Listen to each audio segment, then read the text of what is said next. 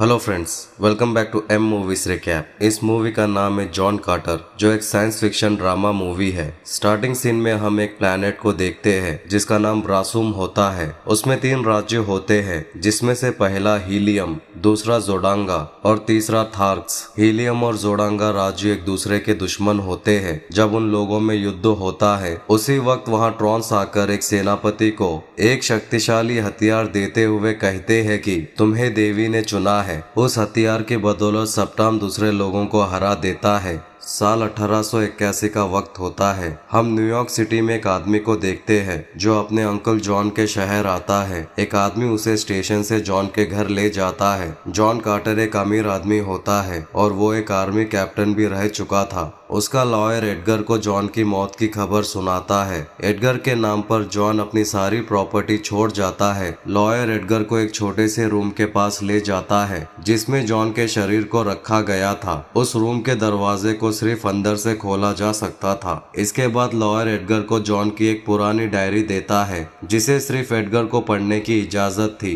क्योंकि जब कभी भी जॉन अपनी स्टोरी सुनाता था, एडगर उसे बहुत गंभीरता से सुनता था। एडगर वो डायरी पढ़ना शुरू करता है। उसमें लिखा होता है कि सिविल वार के बाद एरिजोना में जॉन कार्टर, जो एक आर्मी कैप्टन था, वो एक सोने की गुफा तलाश रहा था, मगर एक दूसरा ऑफिसर जॉन को अपने साथ काम करने के लिए जबरदस्ती करता है ताकि जॉन अपाचीज का सामना करने में उन लोगों की मदद कर सके। जॉन के ना मानने पर वो लोग उसे अपनी हिरासत में ले लेते हैं, मगर किसी तरह गार्ड्स को चकमा देकर जॉन वहां से भाग निकलता है। वो ऑफिसर और बाकी लोग जॉन का पीछा करते हैं। तभी उनका सामना अपाचीज से होता है। उसी दौरान ऑफिसर को गोली लगती है। तब जॉन उस पर तरस खाकर उसे अपने साथ एक गुफा में ले जाता है। अपाचीज उनका पीछा करते हैं, मगर जब जॉन उस गुफा के अंदर जाता है, अपाचीज अचानक उस गुफा को देखकर वहां से चले जाते हैं। जॉन भी इस गुफा में पहली बार आया था। जब वो अंदर जाता है तो देखता है कि वहां बहुत सारा सोना होता है। तभी अचानक उसके पीछे एक आदमी प्रकट होता है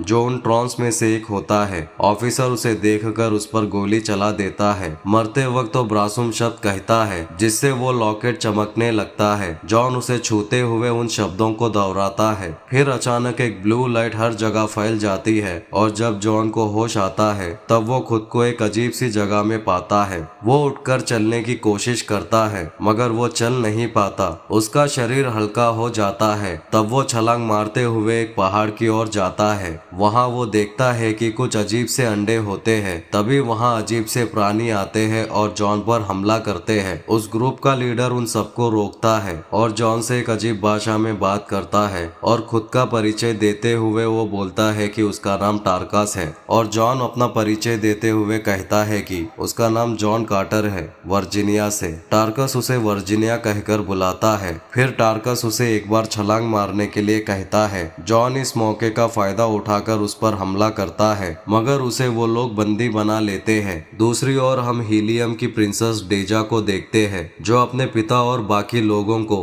अपनी खोज की गई वो ब्लू लाइट की शक्ति दिखाती है, जिसकी मदद से सप्टान इतना शक्तिशाली बन चुका था। उन्हीं लोगों के बीच ट्रॉन्स एक आदमी का रूप धारण करके उसकी मिशन को खराब कर देता है। सप्टान तेजा से शादी करना चाहता था क्योंकि वो हीलियम पर भी राज करना चाहता था। दूसरी ओर टार्कस जॉन को अपने साथ उनके कबीले में ले जाते हैं। रात के वक्त एक फीमेल टार्क 16 जॉन को कुछ पिलाती है, जिससे वो उनकी भाषा बोल और समझ पाता है। अगले दिन जब वो लोग सबके सामने जॉन को छलांग मारने के लिए कहते हैं, तब जॉन टार्कस के पास अपना लॉकेट देखता है। तभी वहाँ हीलियम और जोडांगा में लड़ाई होती है। सारे टार्स के लिए ये लड़ाई एक मनोरंजन होती है और वो लोग बोली लगाते हैं कि कौन जीतेगा। उस लड़ाई में डेजा भी होती है। शिप को कंट्रोल करते वक्त वो नीचे गिरती है। तभी जॉन देखकर छलांग मारकर उसे बचा लेता है और जॉन उस प्रिंसेस को बचाने के लिए उन सबसे भिड़ जाता है। टार्क से देखकर काफी खुश हो जाते हैं और फिर जॉन पर बोली लगाते हैं। जॉन उन्हें हरा देता है और डेजा की शिप क्रैश होने की वजह से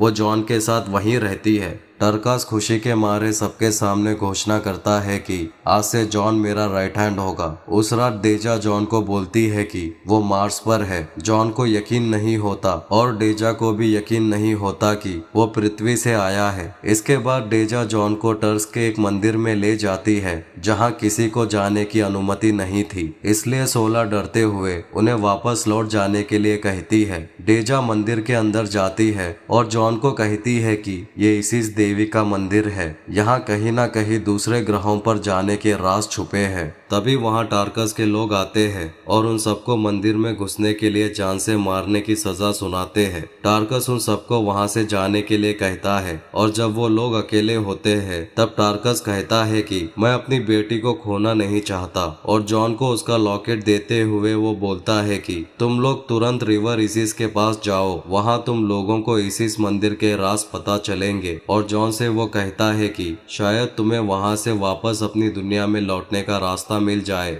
बाकी टर्क्स को पता चल जाता है कि वो लोग वहाँ से भाग गए और टार्कास ने उन्हें धोखा दिया, इसलिए टार्कास का एक दुश्मन उसे बंदी बनाकर खुद को लीडर घोषित कर लेता है। आगे हम देखते हैं कि वो लोग रिवर की ओर बढ़ते हैं। तब सोला जॉन को कहती है कि हम गलत रास्ते पर चल रहे हैं। यहाँ जॉन को पता चलता है कि डेजा उन्हें हीलियम की ओर ले जा रही थी ताकि जॉन उनकी मदद कर सके। जॉन उस पर गुस्सा होता है और उसे वहाँ छोड़ देता है। तब डेजा उसे कहती है कि वो सप्तान से शादी करना नहीं चाहती है। जॉन उसे रिवर की ओर चलने के लिए कहता है। डेजा उसके साथ जाती है। वो लोग रिवर के जरिए उस विशाल पेड़ के पास पहुंचते हैं। जब वो लोग उस पर अपने कदम रखते हैं तब वो देखते हैं कि वही ब्लू रोशनी उनके लिए रास्ता बनाती है। इसके बाद उन्हें पता चलता है कि इस ग्रह पर जॉन उस ब्लू एनर्जी की मदद से आया था। तभी वहां उन पर मताई वारहुन से उन पर हमला करवाता है। जॉन डेजा और सोला को वहां से जाने के लिए कहता है और वारहुन से वो अकेला ही लड़ता है। तभी हीलियम की सेना वहां आकर उन पर हमला करके जॉन को भी अपने साथ ले जाते हैं। डेजा अपने पिता से मिलती है। तब उसके पिता के साथ सप्तान भी होता है। सप्तान उसे अपना हाथ मांगता है और इस लड़ाई को हमेशा के लिए रोकने के लिए कहता है। डेजा के पास और कोई रास्ता नहीं होता।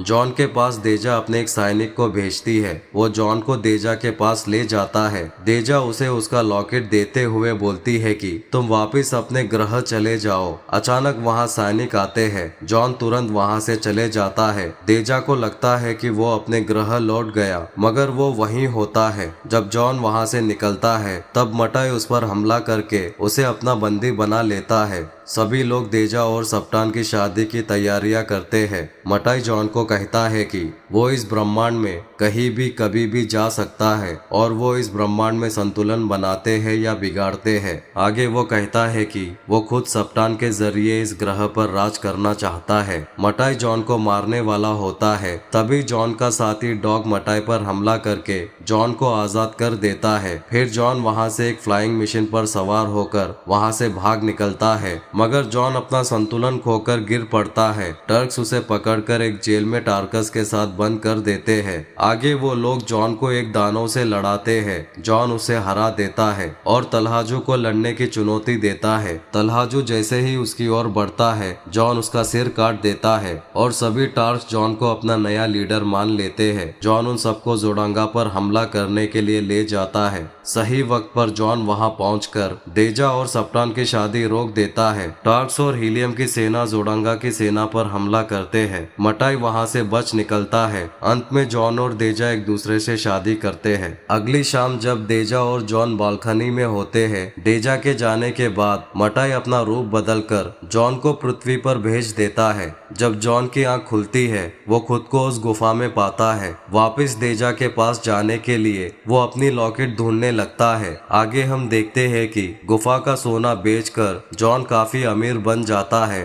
और वर्कर्स की मदद से जॉन काफी साल उस लॉकेट को जगह जगह ढूंढता है। एक दिन अचानक एक वर्कर को वो लॉकेट मिलता है। उसे पाकर जॉन खुश होता है। जॉन को पता चल जाता है कि लॉकेट मिलने के बाद ट्रंक्स उसे मारने आएंगे, इसलिए वो मार्स पर जाने जाने से पहले अपने शरीर को सुरक्षित रखने की सोचता है, क्योंकि उसके शरीर को कुछ हुआ तो उन दोनों ग्रहों पर उसका अस्तित्व मिट जाएगा। इसीलिए वो दुनिया के सामने मरने का ढोंग करता है और अपने शरीर को उस रूम के अंदर लॉक करवा लेता है। अपनी डायरी के अंत में वो एडगर को कहता है कि उसके शरीर को ट्रॉन्क से रक्षा करना। एडगर ये पढ़कर शॉक हो जाता है और वो तुरंत उस रूम के पास जाता है। उसे खोलने के लिए एक सीक्रेट पासवर्ड की जरूरत होती है। एडगर को तुरंत पता चल जाता है कि वो पासवर्ड उसके बचपन का नाम नेड होता है। जैसे ही एडगर डोर ओपन करता है, उसके पीछे से ट्रॉन हमला करता है। तभी जॉन उस पर गोली चला देता है। जॉन को देखकर एडगर शॉक हो जाता है। तब जॉन उसे कहता है कि इतने सालों से मुझे वो लॉकेट नहीं मिला था, इसीलिए मैंने मरने का नाटक किया ताकि इसे मारकर मैं वो लॉकेट ले सकूं। अंत में जॉन एडगर को कहता है कि अब से तुम सच में मेरे शरीर की रक्षा करना। जॉन अंदर जाता है। अपने हाथों में वो लॉकेट लिए तेजा से मिलने वो ब्रासुम लौट जाता है। इस वीडियो को पूरा देखने के लिए thank you so much. Please like and subscribe for more updates.